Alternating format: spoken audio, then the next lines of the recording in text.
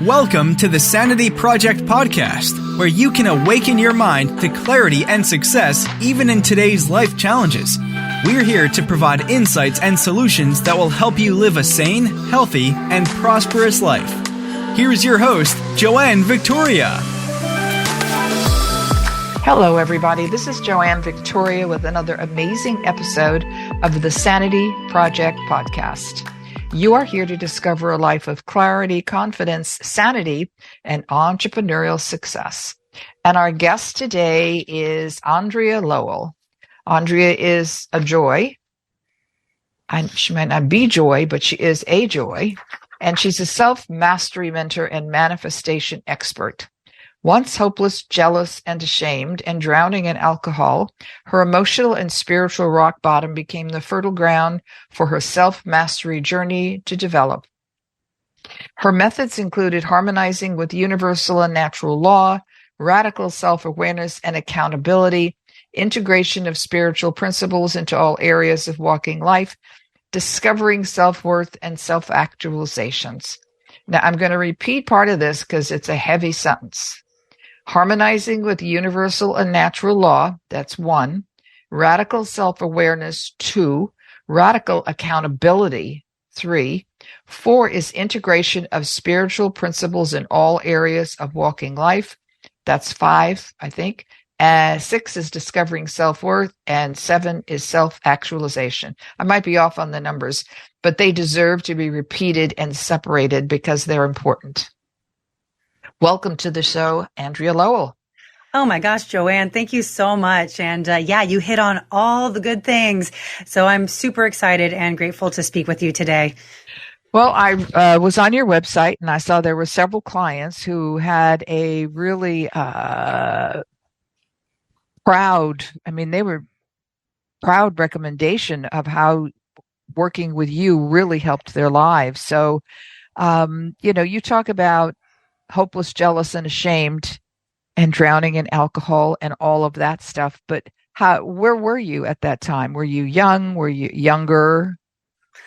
Great question. Yeah, I was probably starting in my very young adulthood. 18 years old is when I started using alcohol, for an example, as a coping mechanism. And when I really started to become a version of myself that was extremely unhealthy in all ways, mindset, the way I was treating my body, my outlook on life. And that went well on until I was about 29 years old. And, I had a head full of knowledge. I was studying quantum theory. I was studying nutrition, but I wasn't implementing any of it. And I think that added to the low self-worth that I had, because I had all this information, but I didn't know how to do anything with it or the courage to do anything with it. So it was not until, about 29 years old, which was 2012, that I surrendered to my ego and said, you know what, I got to change one thing, everything. And I started to put into practice all the things that I'd been hungry for when it came to my own research and things like that. Well, that's good for people to hear, because I know my audience especially likes to know that they're listening to not only an expert, but a human being who has made mistakes, or they're not really mistakes. They're blocks to our growth. Let's put it that way. Yes. Well said. They can be turned around, and a mistake, that's all a mistake is. So to have you talk about this as an average human being, and yet you're beyond average. So how do you help your people? Well, we start with making sure that they have the willingness to go to the lengths that it takes for the level of personal development that I coach my clients to coach, because I can't do anything if they're not willing. When I first started the I'm Everything Project and my self-mastery mentorship programs, I started taking people just because when you first start, I'm like, I'm going to take everyone. Need to start building this business. And I realized I was taking people who thought that just by paying for a program or paying for a mentor was going to get them the results, that somehow I was going to do the work for them, or there was a magic wand that I was going to wave. So now part of my application process is making sure that people are willing to actually do the work, that they're willing to look behind the facade and the lies that we tell ourselves. And, it's not always easy, but it's pretty straightforward and simple. So what I do is I make sure that they are willing to make the changes that I will suggest. And everything's a suggestion, right? I can't force anyone to do anything. And as soon as they acknowledge the willingness, then we're ready to rock and roll. And that's when we start to peel back the layers of the figurative onion, right? How close to the core can we get with these thin little layers of skin and all these things? So we just start peeling it back and peeling it back. Have you ever had a client who was not committed to go forward, but who acted as if they were? Yes. And that's been frustrating for me.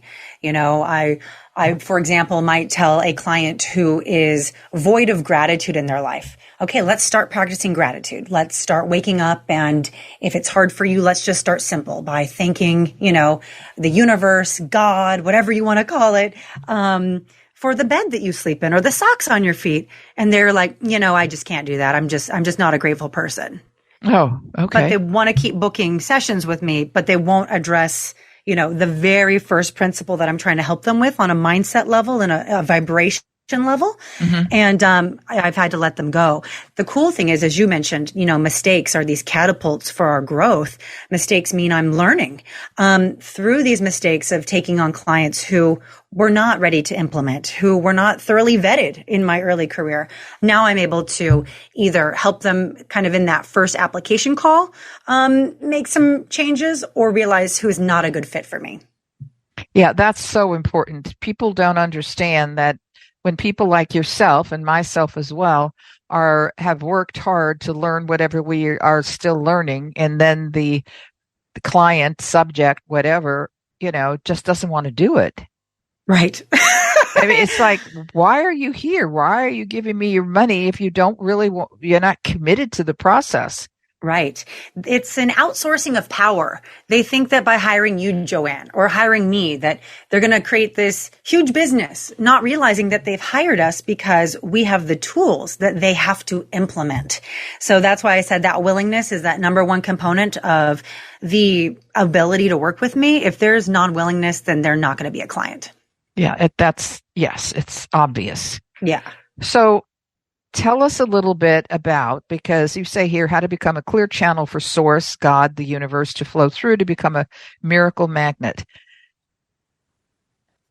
How do I say this? How do you help people become a clear channel? Okay. So what I realized, Joanne, was when I was taking my own steps to self-mastery, which is, as you mentioned at the top of the show, radical honesty and accountability and taking ownership of my life and my choices and, stop blaming everyone in the world for who I am and why I am. I realized that I started manifesting miracles. And so I'm like, wait, something's going on here. And that is one of the reasons that I created kind of this blueprint that I use with my own clients, because everyone wants to manifest miracles. People want abundance. People want healthy relationships. People want happiness, joy, and freedom. And so what I realized was, if I don't look at the accumulation of crud and crust and crap that I've been building up in my life, and I don't clear it out, I'm not going to be that clear channel for God to pour miracles through. So I liken it to like a shower drain that is clogged up with karmic residue. It's sludge, it's hair, it's grime, maybe it's some calcium, some lime deposits, maybe some rust stains. So what we have to do is we have to take the spiritual CLR and we have to look at it and clean it out. I can't just put like, more products on top of it. I actually have to clean it out, and I can't clean it out if I don't look at it and if I don't get rigorously honest with it. And so one of the things I do is I help my clients see their blind spots. They might be able to identify a behavior or a pattern that they don't like. And if we can trace it down to the underlying fear that creates this behavior or this character trait, then we can pretty much use that CLR and diminish it. But if I don't have any awareness of why I do the things I do, or why I have these limiting beliefs, or why I have these behaviors, or if I don't know the genesis of these pain points or these wounds, I'm never going to be able to be that clear channel for God to pour the miracles through. Right. People don't understand that. That's another thing that people don't get. It's like you can't leave dirty sheets on a bed and then put a new cover on top. It just doesn't work. That hides everything. Right. Oh my gosh. I mean, to you and I, it seems so simple, but really, I would say the majority of people out there are just buying new duvets and new comforter covers and just thinking that freshening up that bed is going to give them something soft and lovely to lay in. But we know the truth that there's going to be bed bugs underneath feasting on those, cellular debris and everything else. So, we got to clean it out by looking at it. And that's where courage comes in. So you mentioned at the top of the show when you were describing me about one of the things that I do is I help people integrate spiritual principles. And one of those things is courage. I have to be able to walk through that fear of not knowing what this is going to look like or feel like, but just have trust, have faith, and walk through that fear anyway. And that's how we build courage. And once people attain this courage, if they go deep enough into it and deepen their faith with their higher power, they're going to actually get fearless, which is the ultimate goal. So really learning to live courageously is a big part of this as well. Well, that's important. People don't even realize what courage is. And once they learn what it is and how to apply it to their lives and then see the possible outcomes, it's an amazing, process. Absolutely. Absolutely. I'm probably going to butcher this, but a few years ago, I read something online and it was like bravery is kind of like doing something regardless of the fear, just like showing up and doing it. But courage is like you're aware of all the possible consequences. You're aware that things are going to suck. They're going to sting. They're going to burn.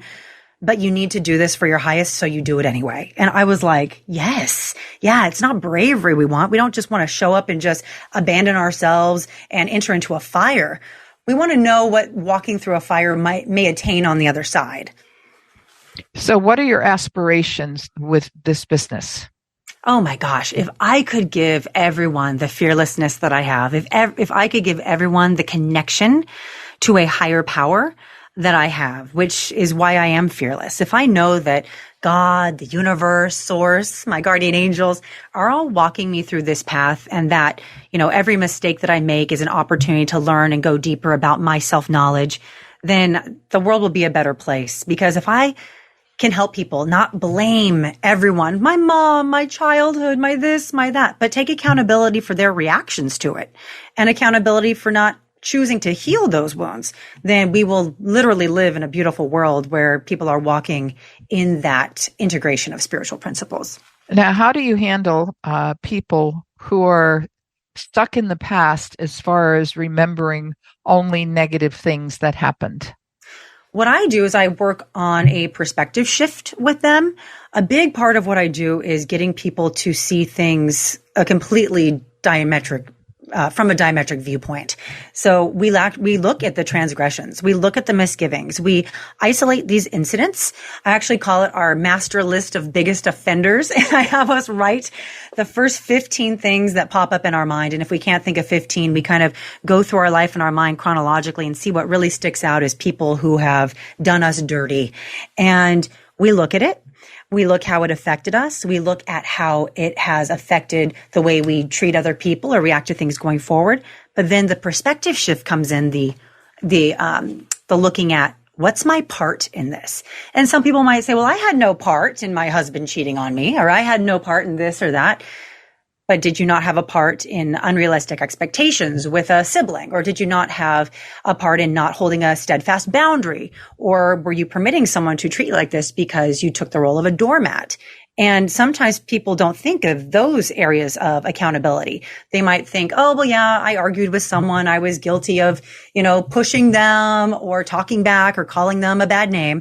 But they don't understand that sometimes that when they allow people to do things to them because of their low self-worth and low self-esteem, that they were just as guilty in that incident as the person who did, the true harm to them that they believe. Thing. Right. The thing. The thing. So I just get them to see that everything that's happening in their life, except for abuse as a child. I always let my clients know there's no part of childhood abuse just because the level of consciousness and maturity that you had any part of. We can't take accountability for a parent beating us when we're 5 years old. Absolutely not.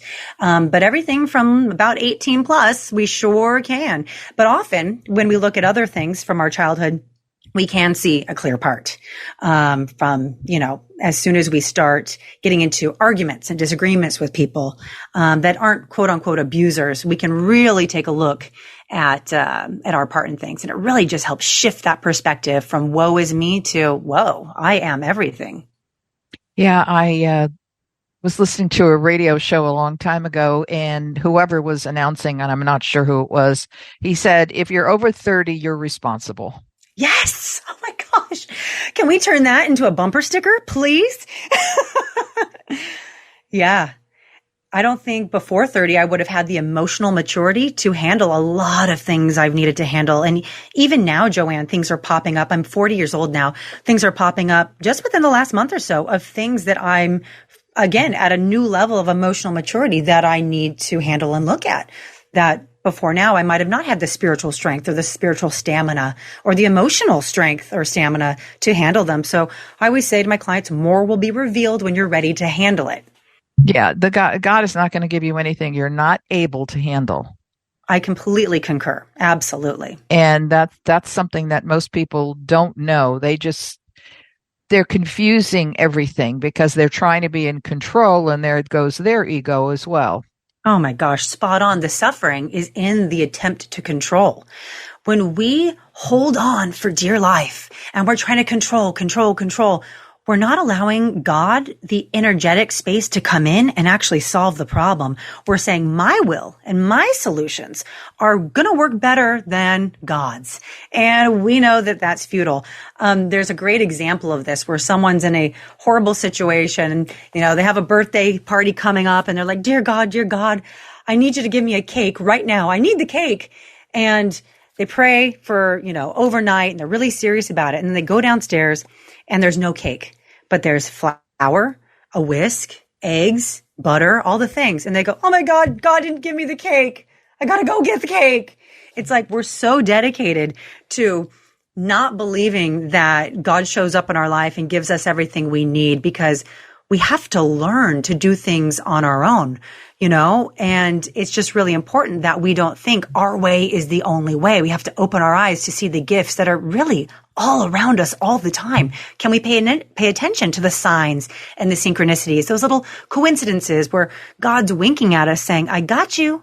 You got this. Here's something you need along your path. Take it, pick it up. And in retrospect, we can always see it. We can see all the breadcrumbs that led us to where we are. But a lot of times in the moment when we are committed to our suffering, the I coulda, shoulda, woulda, it's not here now, I need it now, we just can't see it because we are in our pity party, which again is that ego ran riot, really.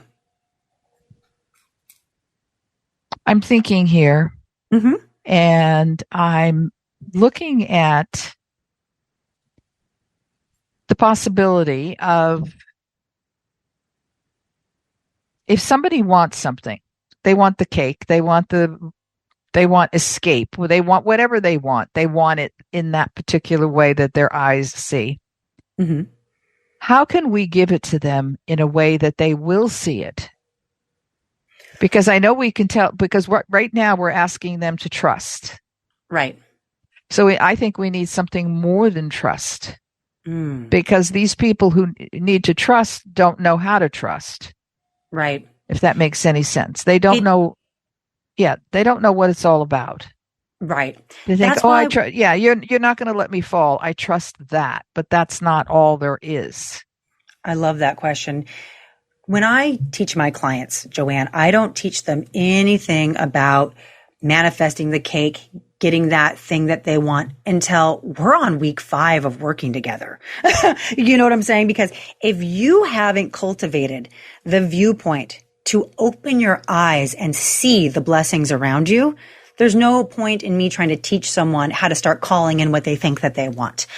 When we also call in the cake, let's say, we're limiting ourselves again to our ego's desires of what we think the ultimate thing may be. If we just start operating from that space of gratitude and operating from that space of willingness, and let's see what might happen, what's the best that could happen, we might get something way better than a cake. We might get, free catering from our favorite restaurant down the street, but I need the cake. I need the cake. We're limiting ourselves when we just focus on that one thing. So it's an expansion of consciousness. It's an expansion of knowing how the world works on that kind of quantum subatomic level, the universal law, the natural law, really surrendering to the law of least effort and all those beautiful things that really, again, if you have eyes to see, the universe, God, source put right in front of us. If we just look to nature, we can see that, a flower doesn't try to bloom, it just blooms. How is that able to do it? But I'm not able to do it. Oh, because we have this thing called advanced consciousness, which has all this self-doubt and all these things. But if we can just say, oh, okay, I like the way nature's doing this. I'm going to look at that and try to emulate that. Things get so much more simple. And the ego likes to overcomplicate everything. So having this awareness of our ego's dominance in our life is really, I think, the answer to your question. Really seeing where our ego is driving the ship and making that conscious decision.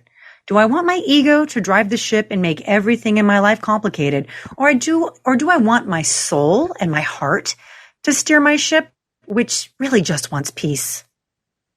Yes, don't we all? Yeah. I'm serious about that peace. They don't know it, but that's what they truly want is peace, P-E-A-C-E, not P-I-E-C-E of something else. Right. No, you're 100% right. Because if I asked you today, would you rather me give you $10 million or absolute inner peace for the rest of your life? I know you'd pick inner peace. I'd pick inner peace because what we try to do when we want cash and money and things is we're trying to buy inner peace. We're trying to buy happiness. We're trying to buy that emotional and spiritual freedom, which is inner peace. Yes, this is moving around lots of thoughts that I have in my head, trying to articulate them properly so that we can, give our audience a great. Tell me about one of your successes. As a client, you mean? A client success, yes. Okay, I have this client. She actually likes to remain anonymous. I've asked her for a video testimonial many times. That's fine. That's fine. But let's call her Sarah. She lives in Dubai. She's an expat. And when we started working together, she was $1 million in debt.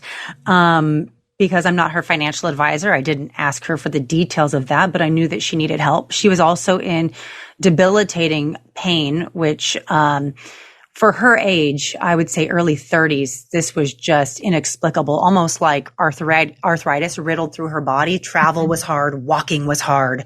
All the things were hard.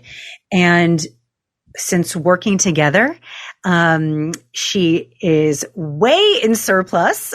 She's no longer in debt. She's now calling in millions of dollars. She also is pain-free as well.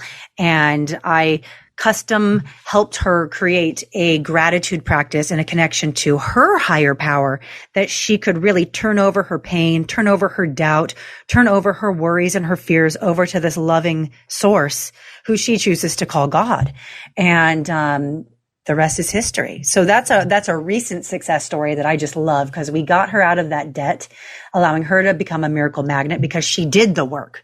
It wasn't easy for her, but she did it. And she looked at all the things that she normally would have swept under the rug as unimportant and started calling in abundance through her frequency, which was now grateful. And having the rigorous self-awareness that when she wasn't on that frequency or the character traits that no longer served her, the doubt, the shame, the blame, entered into her consciousness, that she could turn them over to God and say, thank you for taking these from me. I do not want them. I don't need them. They do not serve me. Thank you for doing for me what I could not do for myself. Thank you, thank you, thank you, thank you, thank you. And her life is just magic right now. So I love watching her stories on Instagram. She just got married in the Maldives. I'm like, go girl. Just a true, hopelessness to full of hope story. So that's a good thing to talk about, a very good thing, because the pain in her body and all of her joints was obviously a reflection of her fear and her money issues, holding on to everything. Yeah, she was weary to the bone. Her bones hurt. Oh yeah. Yeah. That's what people say when they are, what is that saying about bones? There's something about that. I thought it was weary to the bone. Weary to the bones. Right? That's the one I have. There could be others. So I want to tell our listeners to go to find you. You go on, if they don't know what Linktree is, go to linktr.ee/IamEverything. Now, Linktree is another resource for people to put their whatever they want there. I mean, what do you got? Endless possibilities. I got all my things on my Linktree. Another way to find my Linktree is if people go to my website, AndreaLowell.com, or go to my Instagram page, the I Am Everything Project. I have my Linktree, both of those places. Okay, good. Yeah. And you will see on the Linktree that there's enough free stuff on Linktree, I Am Everything, that will get you going. It will just take the burden off a little bit. Let's say 2%, maybe 3%, maybe even 5%. Depends on where it depends on where people are in their lives. That's right. But it will at least give you some insight as to how Andrea deals with clients. And then once you see that, and then when you go to her website, AndreaLowell.com, you can see the testimonials, because they're darn good testimonials. And they're all over the website. And that's important that you read that. It's like if you're going to buy something on Amazon, I look at things, 5 stars, 5. That's good. Give me a 1-star review, because I want to see what's wrong. Oh, I actually do the same thing, Joanne. I go right to that 1-star review. I actually switch the filter. I want to see what's wrong with it. I love that. Yes. It's great that everybody says 5 stars. Isn't that wonderful? But I want to know what's wrong with it, because everything has, I'll get into trouble, but everything seemingly made by somebody else has a weakness. Right. And that's where that 1-star review comes in handy, because if you read the 1-star review, and you still want to buy it, you're good. That's fine. Yeah. But if you read the 1-star review and you're going to revile the product, that's not so good. But that's what's very important. So Andrea Lowell, AndreaLowell.com. And I think that Andrea has all the ingredients for Beyond the Cake. This is Beyond the Cake. Oh my gosh, I love that. Can we do a retreat Beyond the Cake? Oh, I love it. That's great. Well, I'm writing it down so somebody will do something with it. Yeah, you could do anything with this. Absolutely. I mean, Beyond the Cake. And then Linktree, everything on her website, go to Linktree and get I Am Everything, because that's what she says she is, and she is. And that's great. Is there anything else you want to say before we leave? I just want to remind people that everything that they need is already within them. We just have to clear out the doubt, and we have to instill those spiritual principles into everything that we do, not when it's convenient, but we all can be these walking beams of light to help other people and use our pain points as purpose and start sharing it with others. Okay, there you go, audience. You've got all that you need right now. And onward. That's it. Thank you, Andrea, for being here today. This has been good. This has been great for my clients, my audience, and I'm sure other people are going to like it too. Absolutely. My pleasure, Joanne. Thanks for having me. Thank you. I hope you enjoyed this episode of the Sanity Project Podcast. Please go to AskJoanneVictoria.com to listen to more podcasts. Check out Joanne's coaching programs and get a free copy of her report, 5 Steps to Achieve Life-Work Harmony. That's AskJoanneVictoria.com. Take care, and thanks for being here.